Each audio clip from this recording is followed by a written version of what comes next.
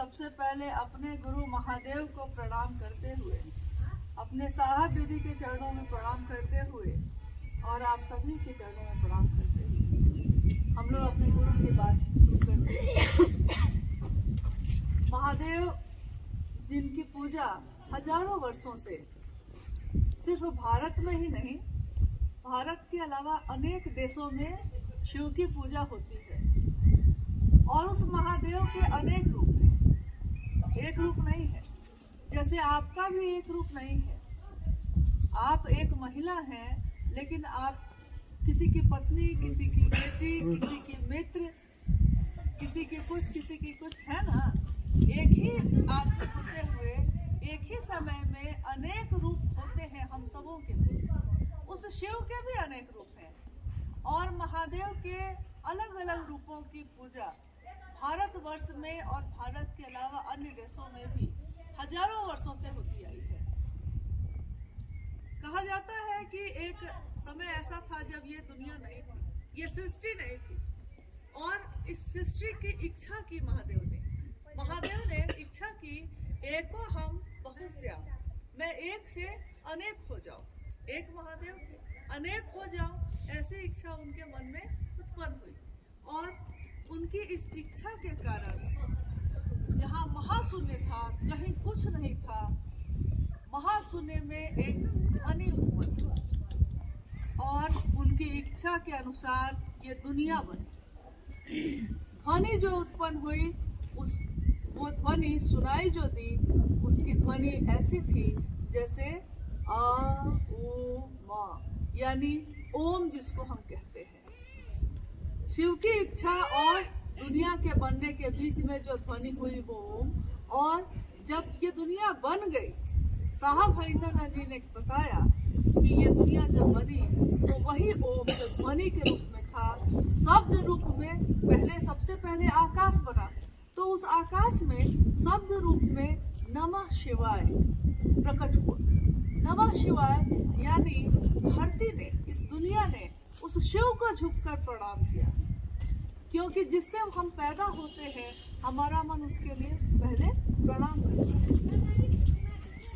और उस समय से, दुनिया के प्रारंभ होने के समय से महादेव की पूजा इस धरती पे अनेक रूपों में हुई। कभी उनको रुद्र के रूप में कहा गया। पशुओं के भी अधिपति, पशुओं के भी ईश्वर कौन है, तो कहा गया कि वो महादेव है। और महाकाल के रूप में भी जिसको कहा गया, यानी काल पे भी जिसका नियंत्रण है। जैसे ही कोई चीज बनती है और वो रहती है और फिर वो टूट जाती है, ये दुनिया भी पैदा हुई, रहेगी और एक दिन इस दुनिया का भी संहार होगा।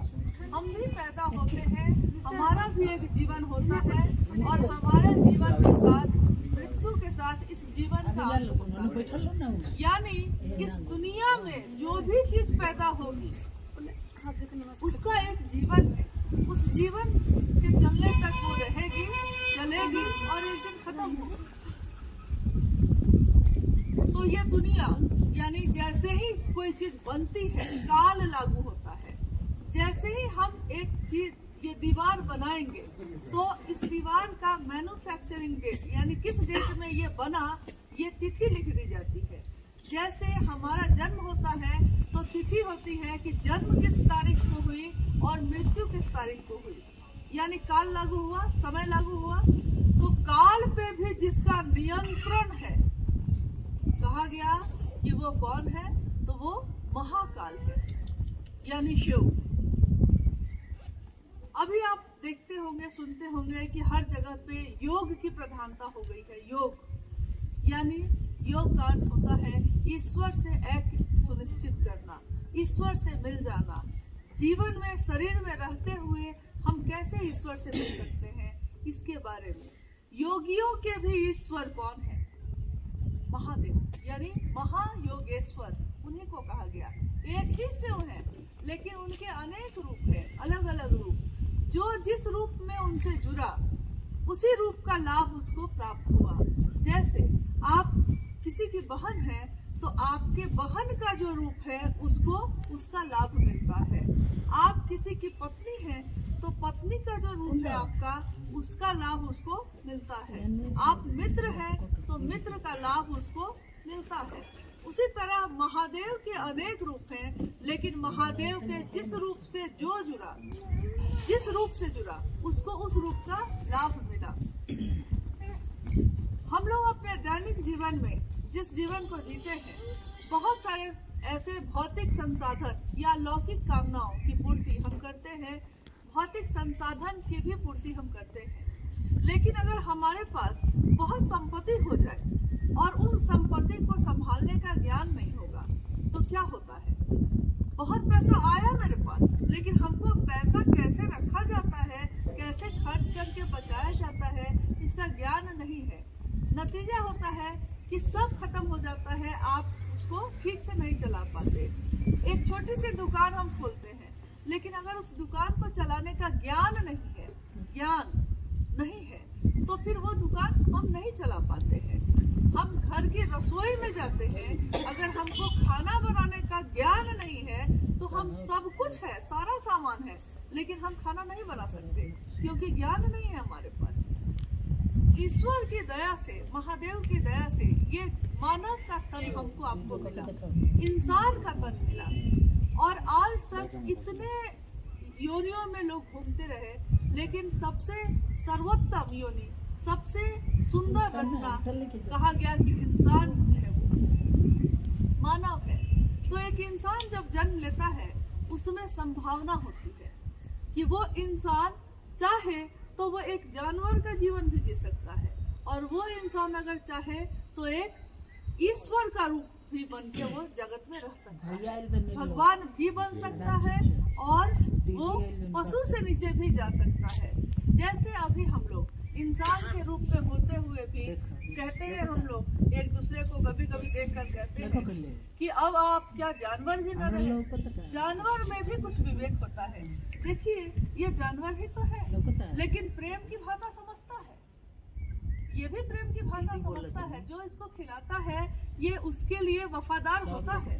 लेकिन एक इंसान के तौर पे हमको आपको इस दुनिया में महादेव ने सब कुछ दिया। हम महादेव को क्या दे सकते हैं? हम महादेव को से किस भाव से जुड़ते हैं? वो महादेव सब कुछ दे सकता है। जब हम उनकी पूजा करते हैं और किसी मनोकामना की पूर्ति होती है हमारी, तो मनोकामना हम मांगते हैं, हे महादेव ऐसी दया करिए कि हमको मेरे जीवन में जो दुख है वो कम हो जाए, जो हम चाहते हैं वो मिल जाए। और ऐसा होता है कि मिल भी जाता है, लेकिन सब कुछ मिल जाए और उसको संभालने का ज्ञान नहीं होगा तो क्या होता है? हम लोग के इतिहास में ऐसे कितने किस्से, ऐसी कितनी घटनाएं हैं जो ये बताती हैं कि सब कुछ आपके पास है लेकिन ज्ञान नहीं है, तो फिर वो सारी चीजें विनष्ट हो जाती हैं, खत्म हो जाती हैं, उसका कोई लाभ हम लोग नहीं ले पाते। वो महादेव का एक रूप, जैसे उनके अनेक रूप हैं, उसी महादेव का एक रूप है आदि गुरु का। आदि गुरु शिव, विश्व गुरु शिव, जगत के गुरु शिव। जगत का गुरु यानी जगत में रहने वाला कोई भी व्यक्ति, चाहे वो शाकाहारी हो या मांसाहारी हो, चाहे वो किसी भी जाति या धर्म का हो, चाहे वो पुरुष हो या स्त्री हो, चाहे वो कुछ भी हो, लेकिन वो जैसा है वैसे ही उस शिव को अपना गुरु बना सकता है, क्योंकि वो जगत के गुरु है। जगत का गुरु ये नहीं कह सकता कि आप ये छोड़कर आइए तब मैं अपना शिष्य बनाऊंगा, वो नहीं कह सकता। लेकिन जब भी हम किसी शरीरधारी गुरु के पास जाते हैं तो वो पात्रता खोजते हैं। वो कहते हैं कि क्या आप या तो गृहस्थ आश्रम छोड़कर आइए, या मांस मछली छोड़कर आइए, या इस जाति के हैं तब आइए, पवित्र होकर आइए, नहा धोकर आइए, सब कुछ अपनी दुनिया को पीछे छोड़कर मेरे साथ आश्रम पे चलिए या हिमालय पे चलिए। यानी कुछ न कुछ पात्रता खोजा जाता है। लेकिन एकमात्र महादेव ऐसे हैं जो कोई पात्रता नहीं खोजते। हमारा मन में ये सोचना कि हे शिव आप मेरे गुरु हैं, वो शिव हमको अपना शिष्य स्वीकार करता है। तो जब हम अपने गृहस्थी, अपनी दुनिया में रहते हुए उस शिव को अपना गुरु बना सकते हैं, तो हम क्यों नहीं सीधे उस शिव को अपना गुरु बनाते हैं? ये शिव को गुरु बनाने की परंपरा जो है वो कोई नई नहीं है। शिव के अनेक शिष्य हुए हैं, अनेक शिष्य, जिसमें कुछ लोग ऐसे हुए जो स्वराम धन्य हुए, यानी दुनिया में के लोगों ने उनकी पूजा की। बाबा कीनाराम उनके शिष्य हुए, परशुराम उनके शिष्य हुए, मच्छिंद्र नाथ जिनके शिष्य गोरखनाथ हुए वो उनके शिष्य हुए। उन्होंने शिव से प्राप्त किया, इस दुनिया में आए वो, उन्होंने शिव से प्राप्त किया, वरदान प्राप्त किए, साधना उपासना की उनकी, और जब ज्ञान प्राप्त हो गया तो उन्होंने, दुनिया ने उनकी पूजा की, लेकिन उन्होंने दुनिया के लोगों को ये नहीं कहा, कभी नहीं कहा कि हर व्यक्ति उस महादेव से जुड़ सकता है। सिर्फ मैं क्यों, आप क्यों नहीं, सारे लोग क्यों नहीं? क्योंकि महादेव अगर है जगत का ही और हम उससे नहीं जुड़ते, कोई चीज आपके पास उपलब्ध है और हम उसका लाभ नहीं लेते। जैसे अभी हम लोग को इन लोगों ने बताया कि कुछ लोग गुरुभाई मतलब और थे, लेकिन वो लोग जो नल और जल योजना हो रही है उसमें चले गए हैं पाइप जोड़ने के लिए, यही ना। मान लीजिए सरकार की इतनी योजना आती है और हम उस योजना का लाभ नहीं लेंगे तो वो सरकार भी क्या करेगी? वो दे सकती है, लेकिन उसका लाभ तो हमको जाके लेना पड़ेगा ना। महादेव की दया अगर किसी पाइपलाइन में बह रही है तो उसका नल तो हमको खोलना पड़ेगा। साहब हैदरानंद जी जिनके बारे में अभी जब हम लोग आए तो भाई सोमेंद्र जी आपको तस्वीर दिखा रहे थे। साहब हैदरानंद जी जिनको, जो शिव के शिष्य इस काल में हुए, कलयुग में, वो बिहार राज्य के सिवान जिला है। आप जानते होंगे हमारे देश के प्रथम राष्ट्रपति डॉक्टर राजेंद्र प्रसाद का जन्म भी उसी जिले का है, और वहीं पे अमलोरी नाम के गांव में, जैसे आपका आज यहाँ एक गांव है सिमाना ना, सिमाना गांव, हाँ, तो ये गांव है, वैसा ही एक गांव है बिहार में जिस गांव में इनका जन्म हुआ 31 अक्टूबर 1948 को। और जिस दिन इनका जन्म हुआ पूरी धरती पे उस दिन दीपावली का पर्व था, दीपावली के पर्व के दिन उनका जन्म हुआ। उनके पिता डॉक्टर विश्वनाथ वहाँ पे बिहार राज्य के शिक्षा विभाग के डायरेक्टर थे, और ये सबसे प्रथम पुत्र उनके थे। बचपन में ही कुछ चमत्कारिक घटनाओं को देखकर इनके मन में एक ललक जगी, एक इच्छा जगी कि मैं भी चमत्कार सीखूंगा, और इसकी तलाश में उन्होंने अनेक लोगों को अपना गुरु बनाया, लेकिन हर जगह वो निराश हुए। हम भी जब किसी चीज को करना चाहते हैं तो हम उसका ज्ञान लेने के लिए बहुत लोगों से संपर्क करते हैं, लेकिन अगर वो ज्ञान नहीं मिल पाता है तो हम निराश होते हैं, हताश होते हैं। तो हम लोग जो है हताश मन में एक दिन थक जाते हैं, और उस दिन थक कर सोचते हैं कि इतना समय जो मैंने इस तलाश में लगा दिया वो व्यर्थ हो गया।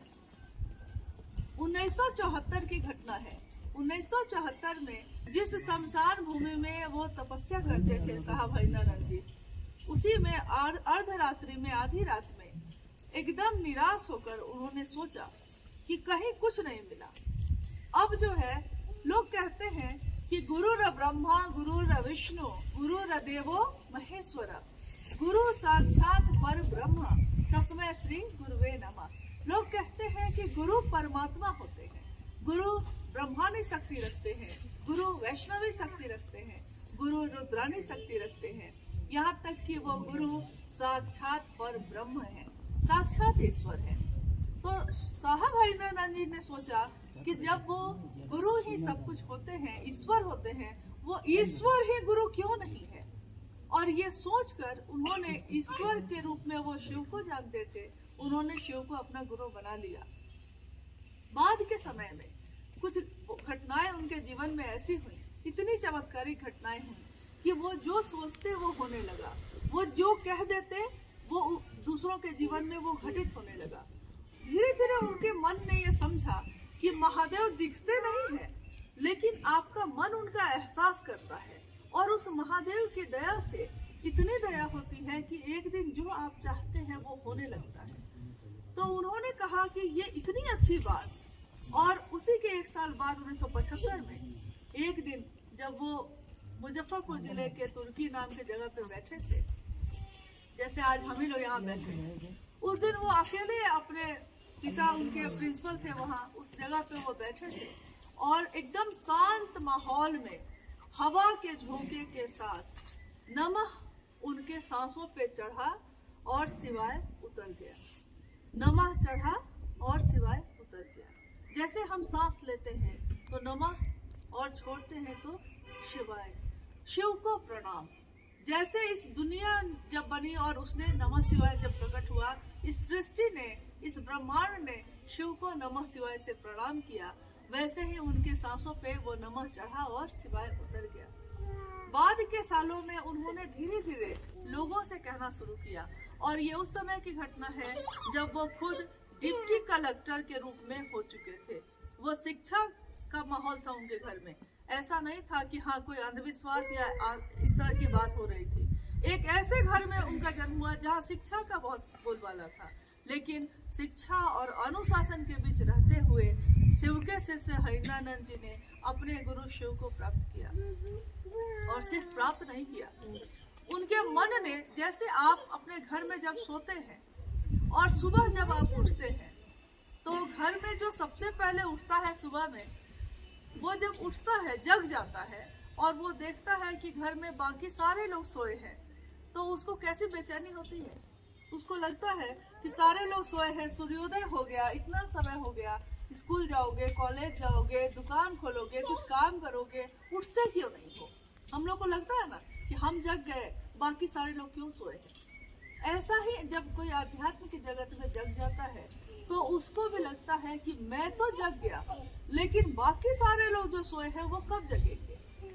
हम इस दुनिया में आकर इतना रम गए कि हम अपने जीवन के 60 और 70 साल, ज्यादा से ज्यादा 80 साल के जीवन की योजना में इतने मगन हो गए कि हमको लगता है कि जैसे इस धरती से हम लोग को जाना ही नहीं। लेकिन अगर 70 साल के एक जीवन की योजना हम बनाते हैं, इस 70 साल की योजना को बनाने में हम सोचते हैं एक घर बनाएंगे, एक गाड़ी लेंगे, यहाँ जमीन लेंगे, ये संपत्ति बनाएंगे, मेरा बेटा बड़ा होकर डॉक्टर बनेगा, इंजीनियर बनेगा, रोज नई योजना।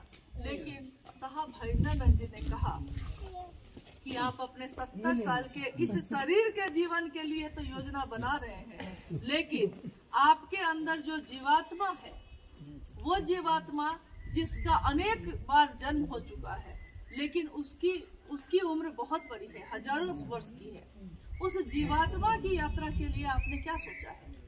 शरीर की यात्रा के लिए तो सोचते हैं, लेकिन जो आपके मन में है, जैसे उन्होंने कहा कि अगर आज विज्ञान इतना तरक्की कर चुका है कि अगर मेरे दोनों हाथ खत्म हो जाएं तो मेरे हाथ नए लगा दिए जाएंगे। अगर मेरी आंखें नहीं हैं तो हो सकता है कोई आंख दान करेगा तो आंख लगा दी जाएगी। हृदय अगर मेरा काम नहीं कर रहा है, अब दिल तक बदला जाता है, किडनी, लीवर, सब कुछ बदला जाता है। लेकिन उन्होंने कहा कि अगर आपके इस शरीर का सब कुछ बदल दिया जाए और तब भी आप रहेंगे या नहीं रहेंगे, तो हम लोगों ने कहा कि हाँ हम लोग रहेंगे, हम तो रहेंगे। उन्होंने कहा ये हम कौन है, ये मैं कौन है, इसकी तलाश कब करेंगे। और जब शिव गुरु होते हैं तो वो इसकी तलाश कराते हैं। इन्होंने अभी गाया, गुरु पैया लगो नाम लखाए दियो ने। गुरु को पैया मतलब पांव छूकर प्रणाम करता है और कहता है कि मैं कौन हूँ, मुझको मेरा दर्शन करा दो, लखाए दो मतलब दिखा दो कि मैं कौन हूँ, क्योंकि मैं अभी तक खुद को नहीं देख पा रहा हूँ कि मैं कौन हूँ। तो आप लोगों से ये अनुरोध है कि अगर आपने अपने जीवन में शिव को अपना गुरु नहीं बनाया है तो आज ये सौभाग्य का क्षण है। आज संयोग से हम लोग भी यहाँ मौजूद हैं, कल हम लोग फिर लौट जाएंगे, फिर यहाँ से सिलीगुड़ी से फिर कोलकाता से फिर रांची, और फिर ये यात्रा तो हम लोग की चलती ही रहती है। लेकिन इस यात्रा में शायद आगे फिर कभी हम लोग यहाँ आए और अगर आप लोग से मिलने का सौभाग्य प्राप्त हुआ और हम लोगों की आंखों ने ये देखा कि हाँ आप शिव की बात करते हैं, शिव के गुरु स्वरूप की बात करते हैं, तो इससे ज्यादा खुशी हम लोग को शायद कभी नहीं मिल पाएगी। तो क्या आप सारे लोग महादेव को अपना गुरु मानते हैं? मतलब आपकी इच्छा हो तो, आपका मन नहीं मानेगा। इसके लिए कोई एक बात और बताना चाहते हैं, जैसे कोई गुरु शरीरधारी होता है तो वो दीक्षा देता है, कोई मंत्र देता है, दीक्षा देता है, और गुरु दक्षिणा की परंपरा रही है। लेकिन शिव को गुरु मानने में कोई दीक्षा की परंपरा नहीं है, क्योंकि वो जगत का गुरु शिव है। आपके हमारे मन का ये विचार, जिस दिन हम ये सोचते हैं कि हे शिव आप मेरे गुरु हैं, मैं आपका शिष्य हूँ, ये विचार ही हमारा दीक्षा है। यानी ये विचार मेरे मन में ये प्रारंभ करता है कि वो शिव मेरे हैं। ये विचार अगर बार बार मेरे मन में घूमता रहा, बार बार घूमता रहा, तो आपने देखा होगा कि एक पत्थर पे भी अगर एक मामूली सी रस्सी से बार बार फेरा जाए उसको, तो उस पत्थर पे भी निशान बन जाता है, एक मामूली रस्सी का। और हमारा आपका मन तो कोमल है, महादेव का बनाया हुआ है। तो इस मानव के मन पे अगर बार बार इसकी आवृत्ति की जाए कि हे शिव आप मेरे हैं, मैं आपका हूँ, तो एक दिन हमारा मन ये समझ जाता है कि उनके सिवा, उनसे ज्यादा अपना इस धरती पे हमारा और कोई भी नहीं। और जिस दिन ये समझ लेता है तो हमारे मन में भाव पैदा होता है। भाव ही किसी संबंध को बनाते हैं। भाव से ही कोई पति पत्नी होता है, कोई भाई बहन होता है। और अगर भाव खत्म हो जाते हैं तो आप देखते होंगे कि भाई भाई है वो, लेकिन भाई होने का भाव अगर खत्म हो जाए तो एक छोटे से जमीन के टुकड़े के लिए वो मार काट मच जाता है। भाई का भाव खत्म हो गया। और अगर भाव बना हुआ है, मिलजुल के दोनों वहीं रह जाते हैं। भाव बना हुआ है तो किसी भी संबंध में भाव होना जरूरी है। और भाव भी अगर बना रह गया, वो भी गहरा होता चला गया, तो एक दिन वो प्रेम में बदल जाता है।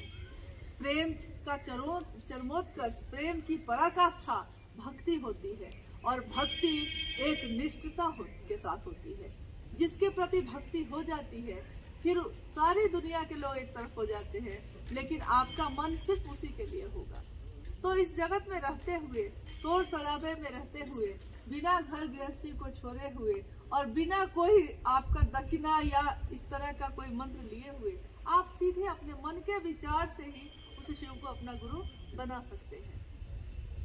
तो हम लोग जो भी अपने मन में शिव को अपना गुरु बनाते हैं, उनके नाम की घोषणा करते हैं कि हाँ, आज से अभी से इन्होंने शिव को अपना गुरु बनाया है। इसके अलावा इसमें कोई भी कर्म कांड नहीं है। शिव को गुरु बनाने के बाद हमारे जीवन में, चूंकि मेरा मन महादेव की तरफ नहीं जाता है, तो हम लोग 3 सूत्र करते हैं। 3 सूत्र में जिसमें पहला सूत्र है, मन ही मन अपने गुरु शिव को ये कहते हैं कि हे शिव आप मेरे गुरु हैं, मैं आपका शिष्य हूँ, मुझ शिष्य पर दया कर दीजिए। दूसरा सूत्र है जिसमें हम लोग अपने महादेव की बात करते हैं, जैसे आज हम लोग कर रहे हैं। या जरूरी नहीं है कि आप अपने घर का काम छोड़कर कहीं बैठ के करिए, कोई जरूरी नहीं। चलते फिरते हम लोग अपने जीवन में बहुत सारी बातें करते हैं, तो हम चलते फिरते ही अपने जीवन में उस शिव की बात भी कर सकते हैं। और शिव है, गुरु है, तो उनको प्रणाम करते हैं। तो प्रणाम आप नमः शिवाय, शिव का मंत्र है, नमः शिवाय मंत्र से आप कर सकते हैं। ये मंत्र जिस तरह साहब हरिदानंद जी को मिला था, सांस में चढ़ा तो नमः और सांस से उतरा तो शिवाय, यानी सामान्य गति पे जो सांस हम लेते और छोड़ते हैं उसी गति पे कहीं भी कुछ भी करते हुए आप अपने महादेव को याद करके नमः शिवाय कर सकते हैं। तो ये तीनों सूत्र इतने सरल और सामान्य हैं कि आप अपने जीवन में सारा काम करते हुए भी इस काम को कर सकते हैं। तो आज अब हम लोग भी थोड़ी देर में अब लौट जाएंगे। अगर आपका मन ये कहता है कि महादेव मेरा हो, और आपका मन कहे या ना कहे, हम लोग का अभी इन्होंने गाया ना कि आप माने ना माने, लेकिन हम तो ये कहते चलेंगे, क्योंकि हमारे जीवन में जो सबसे सुंदर चीज मिली, मन होता है कि वो दूसरे को भी दे सके। एक आध्यात्मिक आह्लाद जब आपके मन में पैदा होता है, जब आपके हृदय में पैदा होता है, तो वो आह्लाद ऐसी सुगंध पैदा करता है जो सुगंध दूसरों तक भी पहुंचती है। इस सुगंध से दुनिया सुवासित होती है, शिवमय होती है। तो हम लोग अपने गुरु शिव की बात करते हुए आप लोगों से अनुरोध करते हैं कि अगर आप अपने जीवन में शिव को गुरु बना सकते हैं तो जरूर बनाइए। और हम लोग भी अब यहाँ से प्रस्थान करेंगे। वंश को प्रणाम करते हुए हम लोग एक सामूहिक घोषणा कर लेते हैं। जो भी यहाँ उपस्थित हैं, आप सभी का नाम उसमें शामिल है। हम लोग घोषणा करते हैं घोषणा है आज से और अभी से यहाँ उपस्थित सभी गुरु भाई गुरुवानों ने महेश्वर शिव को अपना गुरु माना है। इनके नामों की घोषणा शिव के अंतरिक्ष साम्राज्य में संप्रेषित की जाती है। कृपया दर्ज हो। जय